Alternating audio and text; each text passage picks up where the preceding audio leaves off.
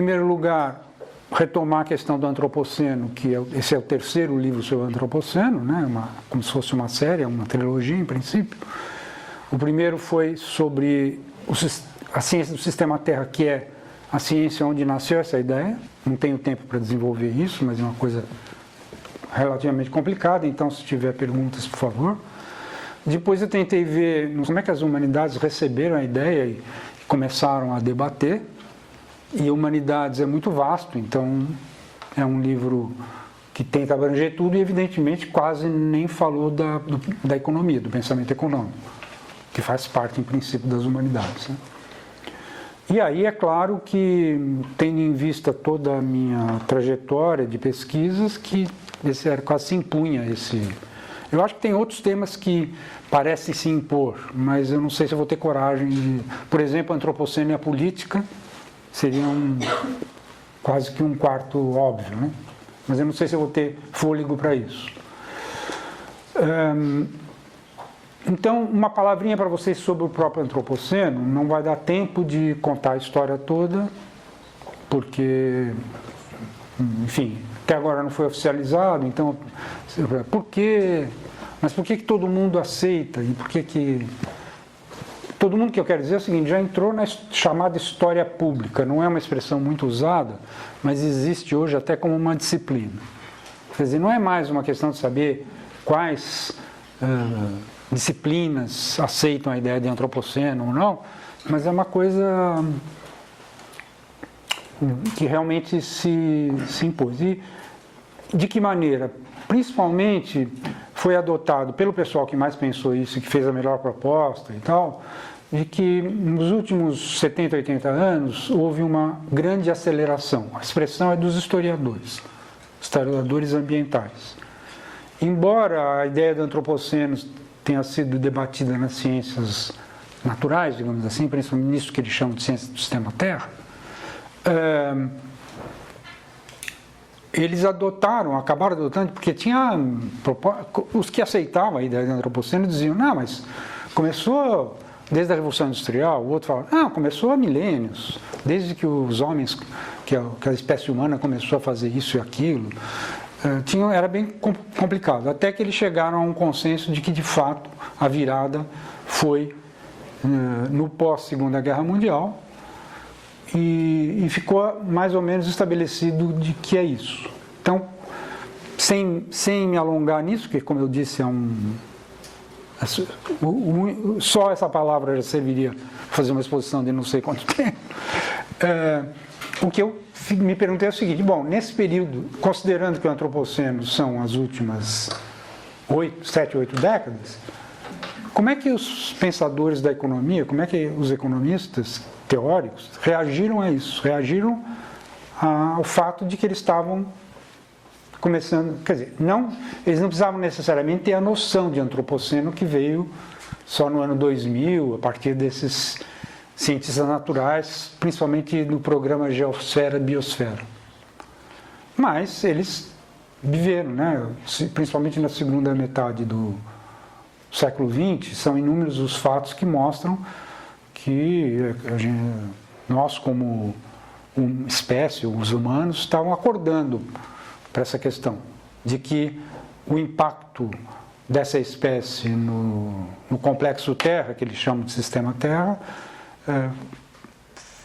foi, vamos dizer, muito maior do que se poderia imaginar e ameaçando a própria possibilidade de que futuras gerações possam ter uma vida razoável. Então, o primeiro eu gostaria de destacar porque ele é muito pouco conhecido e fala-se tão pouco dele, e é uma injustiça tremenda, que é o Boulding, Kenneth Boulding. Ele escreveu um livro sobre o século XX em que ele fala claramente que estamos vivendo uma segunda virada, como foi o surgimento das civilizações. É nesse ponto, é essa comparação que ele faz. Bom, eu gostaria muito de falar dele, mas o meu tempo não vai permitir. Então, se tiver perguntas, eu adorarei falar sobre o Boulding. Em seguida, foi um outro que foi muito mais incisivo nessa discussão, que foi o Georgescu Roegen, que não que ele tenha sido o primeiro a falar, olha, que coisa, né? A economia, os economistas ficaram presos à mecânica newtoniana e esquecem que existe a termodinâmica. Então, se você olhar para a termodinâmica, você vai ter que entender o que é a entropia, que eu já adianto para vocês que é uma coisa dificílima, eu vou tentar simplificar em algumas palavras, mais no sentido assim, como é que a ideia de entropia é útil para mim, e acho que para os dois colegas com certeza, e outros economistas atentos à questão. Mas as discussões sobre a entropia entre os físicos, se a gente tentar acompanhar, é uma coisa... Houve uma popularização de uma ideia muito falsa de que a entropia seria sinônimo de desordem. Isso contribuiu muito para uma redução do entendimento, mas hoje eu vou só dizer para vocês o seguinte, não faz muito tempo eu escrevi uma coluna no Valor, cujo título era "Você disse a entropia?", e aí eu tento explicar isso aí, inclusive dando a fonte tal de como são os debates entre os físicos, etc. O que interessa muito para um economista, né, é que, se a gente levar em conta essa segunda lei da termodinâmica, nós vamos entender que qualquer uso de energia, isto é, de uma fonte de baixa entropia, esse é um modo de se entender na física, quando eu uso uma energia, e toda a nossa história foi buscas de novas energias. Agora nós estamos buscando energias que seriam, em princípio, diferentes das que emitem os gases de efeito estufa, né? Mas a história toda foi busca, e essa ideia de transição energética, eu insisto que ela é muito confusa. Fala-se muito de transição energética, como se a gente estivesse substituindo. Na verdade, até agora não houve substituição nenhuma, houve, ao contrário, uma confirmação de que as transições energéticas são cumulativas e simbióticas. Não tenho tempo para explicar isso melhor. Mas voltando à questão da entropia. Quando eu uso uma fonte de baixa entropia, é inevitável, é impossível que não aconteça o seguinte: uma parte da energia se dissipa. E essa parte da energia que se dissipou, ela não é reaproveitável. Nunca será. Então, baseado nesse raciocínio, o que o Georgescu, principalmente, falou com muita ênfase e que o Boulding não tinha dito exatamente assim. Ele disse que, bom, no longo prazo, se é verdade que uma boa parte da energia que a gente usa se dissipa e a gente não pode aproveitar, a própria ideia de crescimento econômico está comprometida no longo prazo. E que, mais ou menos, seria inevitável que a gente tivesse que procurar maneiras de nos desenvolvermos sem crescer. Isso foi a grande mensagem dele, e que é a origem dessa escola do pensamento econômico moderno, que se chama economia ecológica, e nós estamos com dois representantes aqui. É estranho, é importante, eu acho que, fazer essa observação, até porque eu já provoco eles, é que eu acompanho isso desde o nascimento da economia ecológica, inclusive estava presente numa grande reunião que foi na Costa Rica, onde praticamente começou lá, mas já tinha começado, mas foi uma das primeiras grandes reuniões, etc. E para mim é impressionante o quanto o resto dos economistas, as outras tendências da economia, mesmo as heterodoxas, não dão bola para a economia. Eu fiz umas brincadeiras, eu até sugiro que vocês façam, com a inteligência artificial, para ver onde é que a inteligência artificial coloca a economia ecológica numa espécie de classificação dos ramos da economia, das tendências, das escolas, chamem de várias maneiras para vocês verem. É muito engraçado, porque praticamente não aparece, e quando aparece, se você fala, ué, mas você não está esquecendo da economia ecológica? Aí fala, desculpe, você tem toda a razão. Tal. E aí eles, na verdade, falam que é parecido com a economia feminista. Como tendência. Olha, é uma coisa impressionante, pelo seguinte, pela história da economia ecológica, pelo fato dela ter uma revista que eu agora não vou lembrar o ano exatamente em que surgiu, mas acho que foi 89, né? 89. Desde lá, uma regularidade da revista de boa qualidade. As pessoas que publicam na Ecological Economics são de primeira linha, etc. E, no entanto, há uma espécie de... É como se não existisse para o resto das... Mesmo assim, se a gente pegar economistas ligados à economia institucional, à economia comportamental, a dita mais recente economia da complexidade, quando é que a gente percebe que alguma dessas economias, alguma dessas escolas adquiriu uma importância? Quando uma dessas grandes editoras faz um handbook. E eu acabei de resenhar o handbook da economia da complexidade, que tem 60 autores, que escreveram uns 30 e tantos trabalhos. E aí você percebe que eles não dão bola. Por exemplo, acabou de sair, eu nem sei se vocês viram ainda, um livro, acabou de sair, na verdade eu cito no livro porque ele saiu em janeiro, o livro já estava na gráfica praticamente, e aí eu vi, não posso deixar de avisar que esse livro saiu. E pus uma parada, mas na ocasião eu só tive acesso ao início do livro, quando lançam, em qualquer site você consegue ver as 2 primeiras páginas.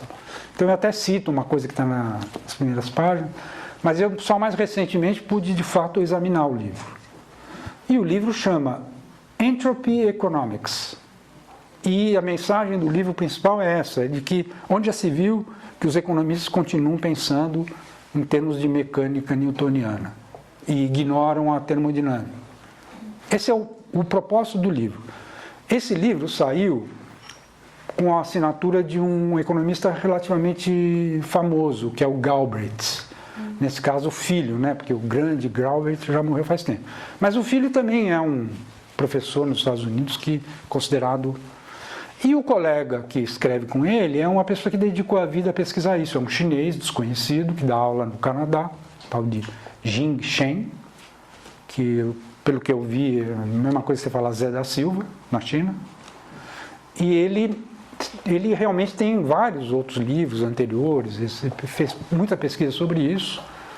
E eles publicaram então juntos. Para o Jing Shen foi principalmente uma maneira de fazer com que o trabalho dele tenha mais audiência. E, em princípio, tem alguma porque foi a Universidade de Chicago, a editora da Universidade de Chicago, que publicou, que para os economistas, não necessariamente para todos que estão aqui, mas para os economistas, a Universidade de Chicago é uma coisa bem forte, né, vamos dizer assim. E saiu por lá, pela editora deles, saiu agora em janeiro, se não me engano. Pois bem, nesse livro, que tem umas 300 páginas, eu acho, não há nenhuma menção à economia ecológica. É impressionante, é uma coisa inexplicável, vamos dizer assim. Né? É inexplicável. Eu não disse isso no livro, eu digo que o Nordhaus, por exemplo, escreveu um livro recentemente também, que também parece que não existe economia ecológica. Mas, isso eu tive tempo. Quando eu escrevi sobre esse livro, eu não tinha lido o livro, possibilidade de ver o livro todo, para ver se li. Então, é claro, por exemplo, que eles, evidentemente, dão todos os créditos ao Georgescu Reagan, mas não... Bom, e tem um outro personagem que valeria a pena citar, que faz parte dessa trajetória também, que é o Herman Daly. Que o Herman Daly foi um discípulo do Georgescu Reagan, que desenvolveu essa ideia tal e fez uma série de propostas. Eu tenho a impressão que eu tenho uma divergência com os meus 2 colegas que estão aqui a respeito desse. Eu nem sei se eles pensam exatamente igual sobre isso, mas o livro faz uma leve crítica à ideia que o Herman Daly propõe, em que ele não gosta muito da ideia cética e materialista do Georgescu Reagan, que é algum dia o crescimento vai ter que acabar e tal. Ele prefere dizer que é bem provável que nós possamos chegar a uma espécie de condição estável. Bom, aí ele usa aquela expressão em inglês steady state, que cria muita confusão também, porque também é uma coisa emprestada da física, e para ele, basicamente, acho que a melhor imagem, eu acho, que ele mesmo deu, foi para a gente imaginar a economia como uma biblioteca em que está abarrotada, e aí então você precisa o quê? Quando entrar um livro novo, você vai ter que descartar algum. Tá? Essa ideia eu acho genial, e ela, de certa forma, de uma outra maneira, é recuperada no capítulo aqui sobre o crescimento especificamente, onde o livro apresenta e defende a tese de que não é decrescimento, mas é crescimento e decrescimento ao mesmo tempo, ou decrescimento e crescimento ao mesmo tempo. Isto é, há coisas na economia que precisam decrescer, inclusive para abrir espaço para que as que precisam crescer, cresçam. É esse o processo. E não é assim, um dia nós vamos reunir todos os parlamentos do mundo na ONU para decidir que vai parar o crescimento econômico. Isso nunca vai acontecer. Está nos 15. Então vou fechar. Vamos ver se eu esqueci de alguma coisa importante. Bom, eu diria para vocês o seguinte, o livro ele tem 2 capítulos que são realmente mais leves assim, de apresentação, e depois 3 capítulos que são mais difíceis. O terceiro é justamente, que chama Dádiva, o título é Dádiva, trata dessa questão da entropia, da termodinâmica, etc. Depois um especificamente sobre o crescimento e depois um sobre o desenvolvimento. Então aí é que surge uma ideia que talvez seja bom eu pelo menos mencionar. Porque eu li a resenha, por enquanto houve 2 resenhas do livro. Uma que o Ademar fez para os nossos colegas da EcoEco, em que eu acho que vai se basear muito nela para fazer as observações dele, e uma outra do Ricardo Abramovay, que já deveria ter saído no Ilustríssima da Folha. Mas o Ilustríssima da Folha nunca se sabe quando. Então podia ter saído nesse domingo, pode sair daqui a não sei quanto tempo, então nunca se sabe. Mas eu tive acesso. E o Ricardo, o que ele priorizou na resenha dele, que está mais no fim do livro, foi a questão da utopia. Que, bom, não há tempo agora para dizer o que eu entendo por utopia, mas basicamente eu digo que o desenvolvimento sustentável, isso que a gente passou a usar com uma certa facilidade, essa ideia, é a primeira utopia do antropoceno. Só que isso entra numa certa contradição, vamos dizer assim, com uma visão que me parece também muito interessante de um historiador de Harvard, que não é muito conhecido, eu não sei pronunciar o nome dele, mas é bem curtinho, é fácil de soletrar. Moyn, M-O-Y-N. E ele escreveu um livro que chama A Última Utopia. E o que ele diz? Que a última utopia é a utopia dos direitos humanos. A utopia dos direitos humanos, então eu discuto isso no livro. Como que o desenvolvimento sustentável entra nessa ideia de que a última utopia teria sido a dos desenvolvimentos. No livro fica muito claro, tem passagens no livro em que ele diz, não, talvez surja alguma outra. Ele pôs no título, a última, parece que... Mas acho que a gente devia interpretar a última no seguinte, a mais recente utopia. Então eu vejo o desenvolvimento sustentável como a primeira utopia do antropoceno, entendendo que faz parte disso que chamaram de direitos humanos. E aí a minha discordância com ele vai muito no sentido de que ele acha que essa utopia surgiu principalmente no pós-Segunda Guerra Mundial, por causa do Holocausto, da Shoah, etc., que isso aqui favoreceu o símbolo que é a Declaração dos Direitos Humanos. Hoje, como se sabe, a gente tem até um movimento nos Estados Unidos, que surgiu na Universidade de Nova York, que procura mobilizar as pessoas para a ideia que em vez de falar em direitos humanos, que a gente devia falar em direitos, agora não me lembro qual seria a tradução, assim, não só humanos. Eles não põem direito da natureza, mas é disso que eles estão falando. Então, basicamente o que eu queria salientar é que, do meu ponto de vista, os direitos humanos, a utopia dos direitos humanos começou antes, e começou durante um único episódio histórico que eu encontro para fazer comparação com o que a gente está vivendo em relação ao aquecimento global, que foi todo o processo de fim da escravidão. Eu teria o maior prazer em poder depois dizer coisas sobre esse processo, mas eu acho que quando a gente... Se eu procuro na história algum desafio tão grande quanto esse da questão climática, eu necessariamente vou encontrar um bem-sucedido do meu ponto de vista, mas que até hoje, por mais que a gente tenha estudado isso e tal, eu tenho a impressão que ainda tem muitas coisas não claramente estabelecidas sobre como foi o processo, que durou meio século lá no Império Britânico, mas a rigor durou um século, se a gente considerar que o Brasil foi o último, em 1888, né? Embora tenha ficado aí umas coisas. A Mauritânia recentemente fez uma lei que... Continua. Mas enfim, todo mundo concorda que o Brasil foi o último aquele processo lá e o que existe hoje é secundário. Você não poderia dizer que fazer uma comparação do que ainda existe de escravidão hoje com o que era a escravidão até no fim do século XIX, vamos dizer assim, né? Então, eu acho que em termos do que a gente chama hoje de sociedade civil, que na época não existia essa expressão, né? E dos movimentos que propuseram, principalmente no caso da Grã-Bretanha, né? O movimento pelo fim da escravidão, etc., eu acho que o nascimento da utopia dos direitos humanos foi lá, embora não tenha gerado essa expressão em nenhum documento como foi feito em 1948. Bom, e a conclusão seria de que, no fundo, nós estamos perto de um dia substituirmos a Declaração dos Direitos Humanos por algo mais atualizado, vamos dizer assim. Por enquanto, a gente se satisfaz com a Agenda 2030. A Agenda 2030, com seus ODS e tal, em princípio é representativa do que seria essa utopia do desenvolvimento sustentável.